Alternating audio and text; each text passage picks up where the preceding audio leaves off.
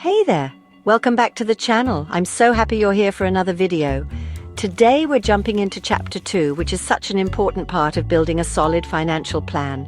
I'm excited to help you out on your learning journey, especially as we go through the key concepts that will really help with the R06 exam. Whether you're just starting or already well into your studies, I'm sure this video will give you a little extra support. So let's dive right in and get started with Chapter 2. Grab a coffee and let's break it down together. Chapter 2 of the Cii R06 is all about financial risk. We're diving into how to figure out a client's risk profile. We'll chat about different types of financial risks, how to get a handle on a client's risk profile, and the cool tools and techniques to measure and manage risk. But first, a quick heads up. This video is just for revision and review, okay? Alright, let's get started and dive into the exciting world of financial risk. Financial risk encompasses a broader spectrum of uncertainties that can impact a client's financial well-being. Think about events like unexpected illness, unemployment, or even something as drastic as losing assets. It's about protecting their financial future from all angles.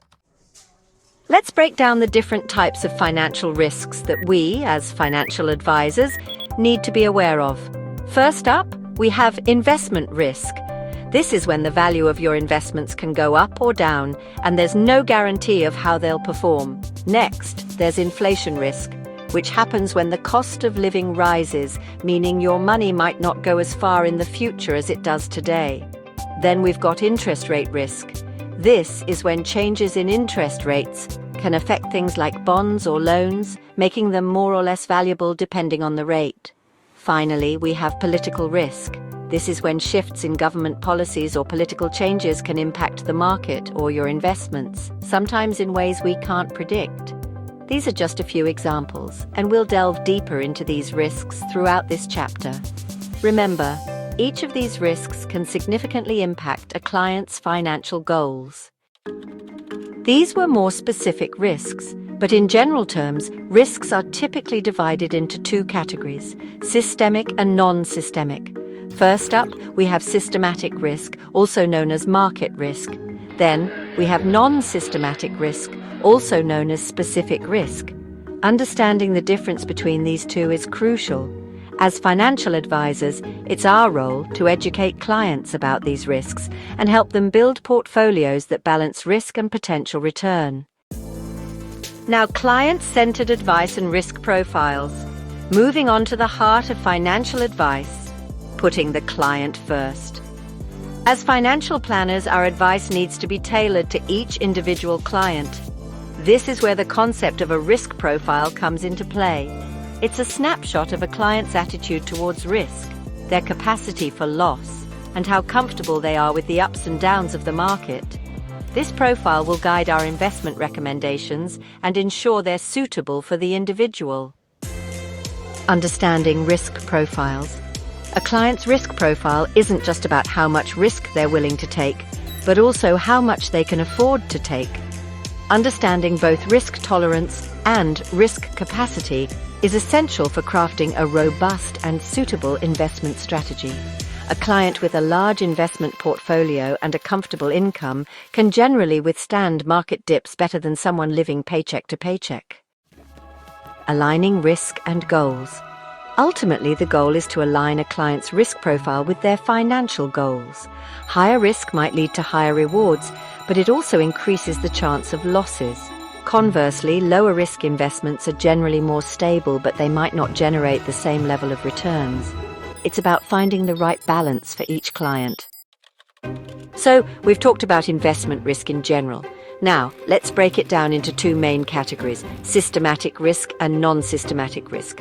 Systematic risk, also called market risk, is the risk that comes with investing in general. On the flip side, we have non-systematic risk, which is specific to a particular company, industry, or sector. Understanding the difference between these two types of risk is crucial for building a diversified portfolio. While you can't eliminate systematic risk entirely, you can certainly mitigate non-systematic risk by spreading your investments across different asset classes, industries, and geographies, diversifying the portfolio. Now, let's zoom in on some other important types of investment risk that are essential to understand. We've got inflation risk, interest rate risk, currency risk, and liquidity risk. Each of these risks presents its own challenges. It's our responsibility as advisors to carefully consider these factors when building a suitable portfolio for our clients. Risk mitigation strategies for success. Now that we've explored the various types of investment risks, let's talk about how to manage them. One of the most effective risk management tools is diversification. Another useful strategy is pound cost averaging. So if you've bought an investment at a higher price, buying more when the price is lower helps bring down the average cost of your investments. Remember, managing risk is an ongoing process. It requires careful planning, regular monitoring, and adjustments as needed to help clients stay on track towards their financial goals. The nature of risk aversion. Let's talk about risk aversion. One of the biggest challenges we face as advisors is helping clients separate their emotions from their investment decisions. It's easy to get caught up in the fear of missing out, FOMO, or to panic when the market takes a dip. We also need to be mindful of the past performance is not indicative of future results mantra. Remember, successful financial planning is a marathon, not a sprint. Decoding the risk profiling process. This process is all about understanding two key aspects of a client's relationship with risk: their capacity for loss and their attitude towards risk. Capacity for loss refers to the amount of financial risk a client can afford to take. On the other hand, a client's attitude towards risk is more subjective. The information gathered during the risk profiling process helps us determine the appropriate asset allocation for our clients. This involves dividing their investments among different asset classes, such as stocks, bonds, and cash, in a way that aligns with their risk profile and financial goals.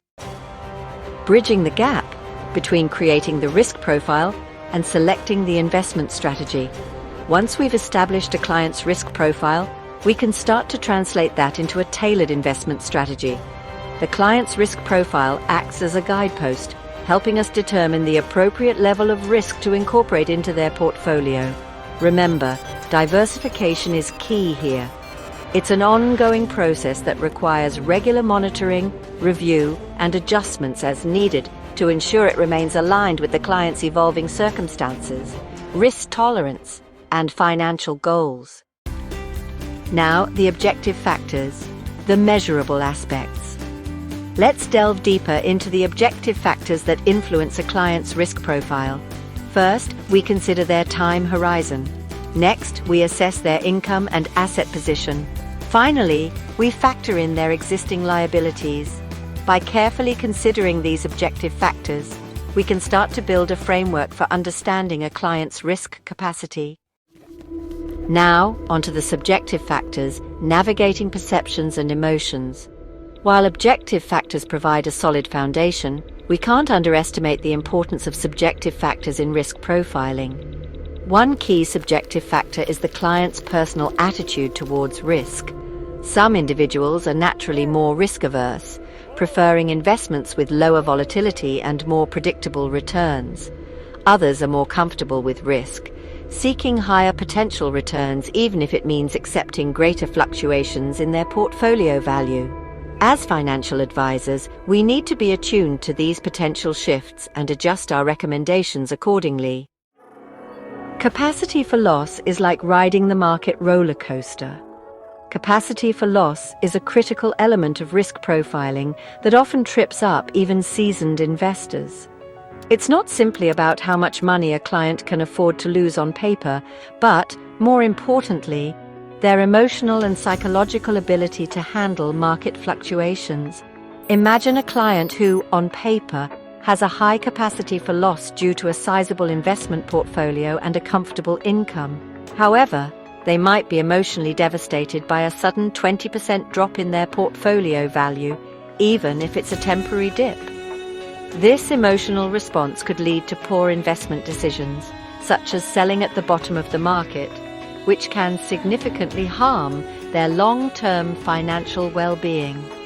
Therefore, understanding a client's capacity for loss requires delving deeper than just their financial statements. It involves open and honest conversations about their past experiences with investments, their comfort levels with market volatility, and their ability to stay the course during turbulent times.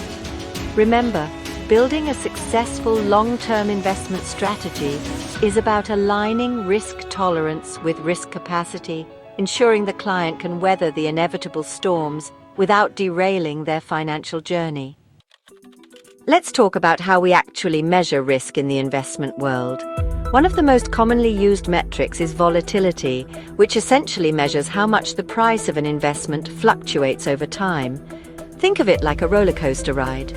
The higher the peaks and the lower the dips, the more volatile the ride. In the investment world, we often use standard deviation to quantify volatility. A higher standard deviation means greater price swings, and therefore higher risk. Another tool in our risk measuring arsenal is the Sharpe ratio, which takes into account both return and volatility. It tells us how much return we're getting for each unit of risk we're taking on. While these are helpful tools, it's crucial to remember that they're based on past performance. And as we all know, past performance is not a guarantee of future results. Volatility can be a useful indicator, but it shouldn't be the be-all and end-all when assessing risk.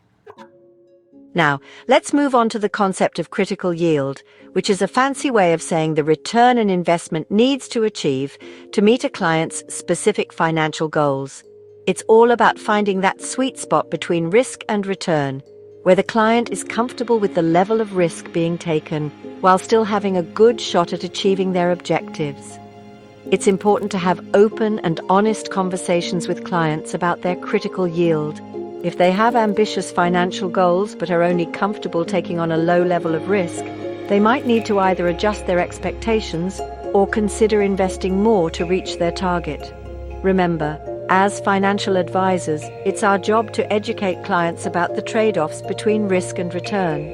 Higher risk investments have the potential for higher returns, but they also come with a greater chance of losses. Conversely, lower risk investments tend to offer more predictable returns, but the potential for growth might be more limited. It's about finding the right balance for each client, a balance that aligns with their risk tolerance, their financial goals, and their peace of mind. That wraps up our exploration of Chapter 2 of the Cii R06 syllabus. We've covered a lot of ground today, from defining financial risk to understanding how to assess a client's risk profile. Remember, this chapter is all about laying the foundation for providing suitable and personalized financial advice. We've discussed the different types of financial risks, including systematic and non-systematic risks, as well as other important factors like inflation risk, interest rate risk, and liquidity risk. Understanding these risks is essential for building well-diversified portfolios that can weather market fluctuations. We've also delved into the critical concepts of risk tolerance and risk capacity, highlighting the importance of aligning a client's investment strategy with their individual circumstances, financial goals, and comfort levels with risk. Remember, as financial advisors, our role is to guide our clients through the complexities of financial planning, providing them with the knowledge and tools they need to make informed decisions that support their long-term financial well-being. In our next video, we'll be moving on to Chapter 3 of the Cii R06 syllabus, which focuses on synthesizing client information. Now that we've covered risk profiling, we'll move on to the rest of the information financial planners need to collect to build a comprehensive financial plan. This chapter is all about gathering and reviewing the key details needed to create a successful financial strategy. We'll cover how to conduct a thorough fact-find to ensure we have all the necessary information. You'll learn how to identify any potential errors or inconsistencies in the details provided by clients. We'll also look at how to ask the right questions when additional information is needed. Plus, we'll discuss how to collaborate with other advisors and explore key concepts like compound interest and the time value of money. So, be sure to like this video and subscribe to the channel to stay updated on the latest releases. And don't forget to hit the notification bell so you don't miss out on any future content. Happy studying and best of luck with your Cii R06 exam.